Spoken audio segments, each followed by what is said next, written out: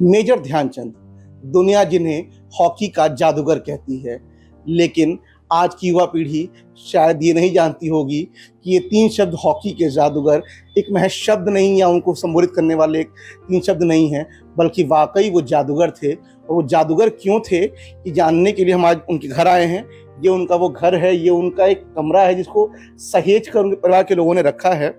और उनके परिवार की, उनकी बहू, आपने सुना होगा कि बड़े लोगों की कहानियां बेटे बड़े चाव से सुनाते हैं, लेकिन कोई बहू अगर कहानी सुनाती है, सोचिए व्यक्ति कितना बड़ा होगा। ये किताब डॉक्टर मीना उमेश ध्यानचंद ने लिखी है, जो हॉकी के जादूगर मेजर ध्यानचंद, कहानी अपनों की जुबानी। और आज हम मेजर ध्यानचंद के ही एक अपने से, उनकी अपनी बहू से जानेंगे लद्दाख कैसे थे। मीना जी, मेजर ध्यानचंद, बात शुरुआत ऐसे करते हैं। हम सब जानते हैं हॉकी अच्छा खेलते थे, सब कुछ करते थे, लेकिन परिवार के साथ कैसे थे?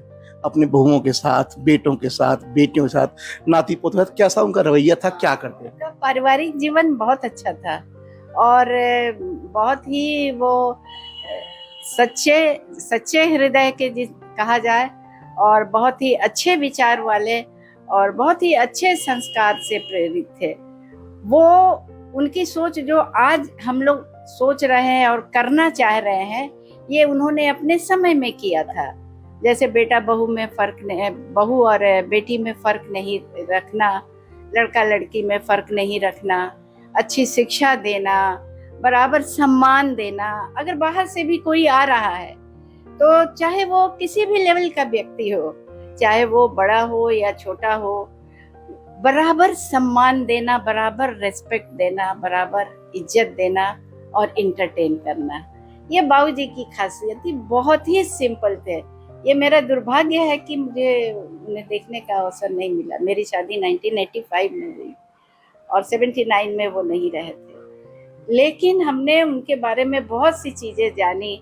हमारी जिठानी, हमारी माताजी श्रीमती जानकी ध्यानचंद जी ने बहुत सारी बातें बताई कि बाबूजी कितने अच्छे थे, इतने लोकप्रिय थे, बच्चों में सब में हंसना खेलना और अच्छी तरीके से सब खाना देखना। बहुओं ने खाना खाया कि नहीं?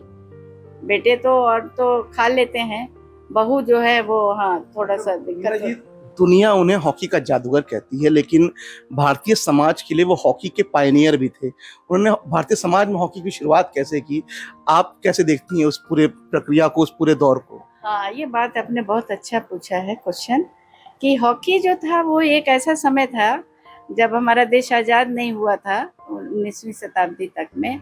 ये बहुत रिच फैमिली में या अच्छे मिलिट्री में या जो बड़े धनाढ़ लोग होते थे उनके बीच खेले जाने वाला खेल था।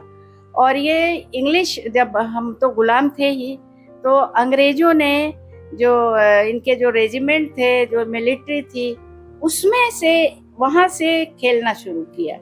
और मिलिट्री में तो भारतीय भी होते थे, इंडियंस भी होते थे, तो उन्होंने वहाँ से प्रारंभ किया खेलना खिलाना। और इस तरह अब उस हॉकी को बाबूजी ने इतना इस तरीके से जादू से भरा हुआ बनाया, ऐसा खेल दिखाया कि लोगों को अचंभित कर देते थे। उनके खेलने की, उनकी जो स्टाइल था, उनका जो प्रक्रिया था, जैसे वो खेलते थे, वो लोगों को बहुत ही अट्रैक्ट करते थे। लोग आश्चर्य, सरप्राइज हो जाते थे कि ये मैं क्या देख रहा हूँ, मैं ये हॉकी देख रहा हूँ या मैं जादू देख रहा हूँ। ये बड़ा ही मतलब, इसीलिए उनको हॉकी का जादूगर कहा गया। तो जब ये खेल खेला जाने लगा और टीमें बाहर निकलने लगी, इंडिया के मिलिट्री के से टीम तैयार होके और बाहर भी जाने लगी, कई प्रतियोगिताएं आयोजित होने लगी, तो ये खेल जो था वो रेजिमेंट से निकल के, मिलिट्री से निकल के आम जनमानस, आम लोगों तक पहुंचा। लोगों को इसमें बहुत इंटरेस्ट आने लगा।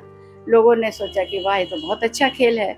और इस खेल को इतना सुंदर बनाया, इतना अच्छा बनाया बाबूजी ने। और 3 ओलंपिक्स जीतने के बाद 1928, 32, 36 तक तो ये खेल पूरा भारतीय आम जनों में प्रचलित हो गया था।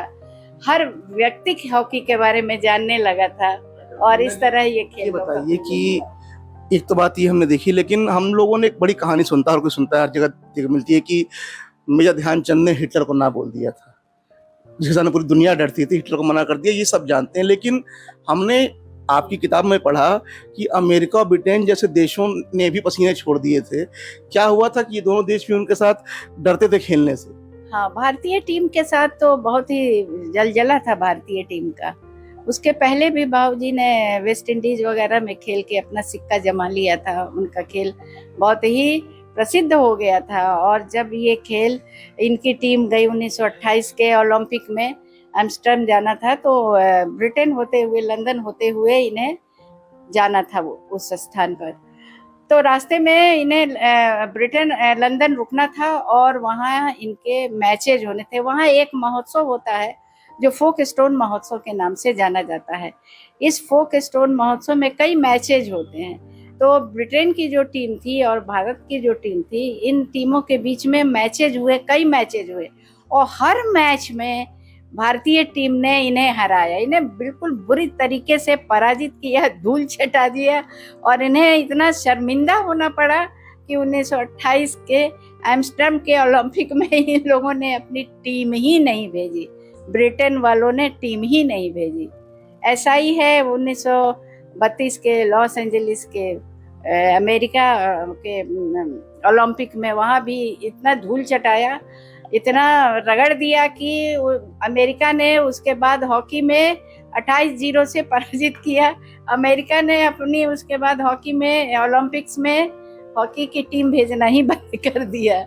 तो ये ऐसे ऐसे इतिहास है और ऐसी ऐसी बातें हैं जिसे आम बच्चों को तो जानना चाहिए, आम युवाओं को जानना चाहिए। युवाओं को एक और शौक होता है कविताएं पढ़ने का, शेरो शायरी करने का।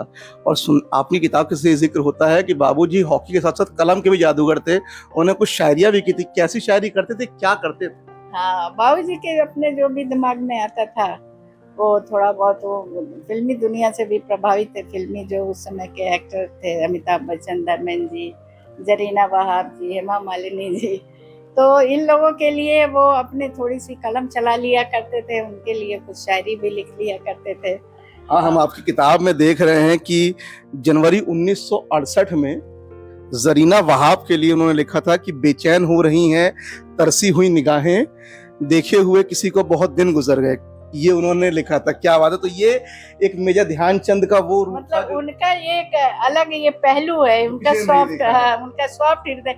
वो मिलिट्री के कारण थोड़े डिसिप्लिन में रहते थे, है ना, डिसिप्लिन्ड रहते थे, थोड़ा घर में भी डिसिप्लिन रखते थे, लेकिन उनका हृदय जो था बहुत कोमल था और शायरी करने वाला था। ये चीजें यही बताती हैं। तो ये थी मेजर ध्यानचंद की पुत्रवधू डॉक्टर मीना उमेश ध्यानचंद, जिन्होंने बताया कि किस प्रकार से मेजर ध्यानचंद के वो पहलू जो शायद दुनिया के सामने अभी तक नहीं आए थे, इसमें उन्होंने प्रकाश डाला, चाहे उनके शायराना अंदाज को लेके हो या तमाम जो उन्होंने कई देशों के पसीने छुड़ा दिए थे अपनी हॉकी से। ये सब कुछ सुना आपने लोकल 18 पे।